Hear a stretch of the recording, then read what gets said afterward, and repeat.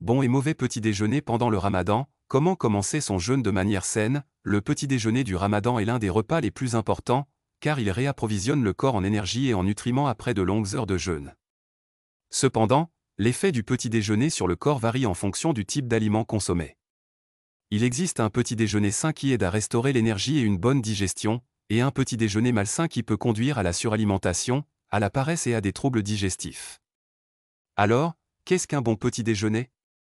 Quels aliments faut-il éviter? Premièrement, quel est un bon petit déjeuner pendant le ramadan? Un bon petit déjeuner est celui qui atteint un équilibre nutritionnel et contient un mélange de glucides, de protéines et de graisses saines, en plus de liquides qui compensent le manque d'eau dans le corps.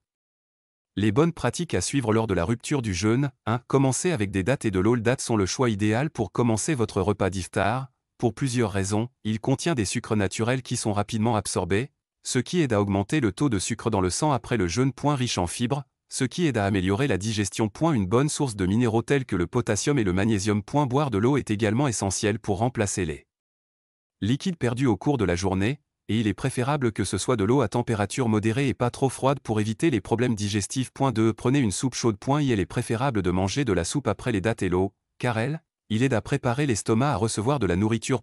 Elle fournit au corps les liquides et les minéraux perdus. Elle est facile à digérer et léger pour l'estomac après le jeûne. Les meilleurs types de soupes sont les soupes aux lentilles, aux légumes ou au poulet, et il est préférable d'éviter les soupes riches en crème ou en excès de matière grasse. 3. Une assiette équilibrée de protéines et de glucides sains. Après la soupe, il est préférable de manger un repas contenant une bonne source de protéines, comme viande grillée, poulet, viande maigre, poisson ou fruits de mer, des œufs ou des légumineuses comme les haricots et les lentilles. En ce qui concerne les glucides, il est préférable de choisir des céréales complètes comme le riz brun, le blé complet ou les pommes de terre au four, plutôt que des glucides simples comme le pain blanc et les pâtisseries. 4. Manger des légumes et des fruits. Les légumes frais ou cuits ajoutent des fibres et des vitamines nécessaires à une bonne digestion, et les fruits fournissent à l'organisme des sucres naturels et des vitamines importantes après le jeûne. Deuxièmement, un mauvais petit déjeuner pendant le ramadan. Un mauvais petit déjeuner est un petit déjeuner qui contient de grandes quantités de graisse, de sucre et d'aliments transformés, ce qui entraîne des problèmes de santé tels que des ballonnements, une suralimentation et une prise de poids.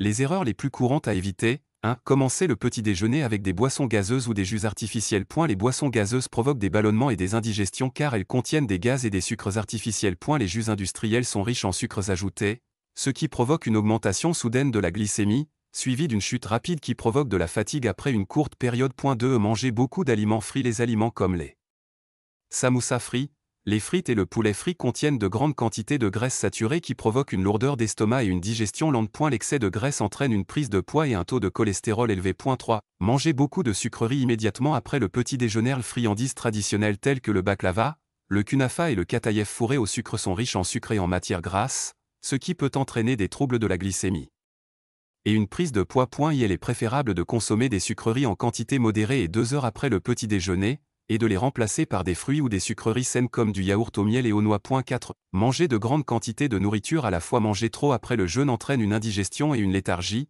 car le corps est obligé de consacrer la majeure partie de son énergie à la digestion, ce qui provoque une somnolence après le petit déjeuner. Il est préférable de manger en 2 temps, la première au petit déjeuner, et la seconde après les prières de Taraweeh. Conclusion. L'iftar pendant le ramadan est l'occasion de réapprovisionner le corps en nutriments, mais choisir les bons aliments est essentiel pour maintenir l'énergie et la santé tout au long du mois sacré.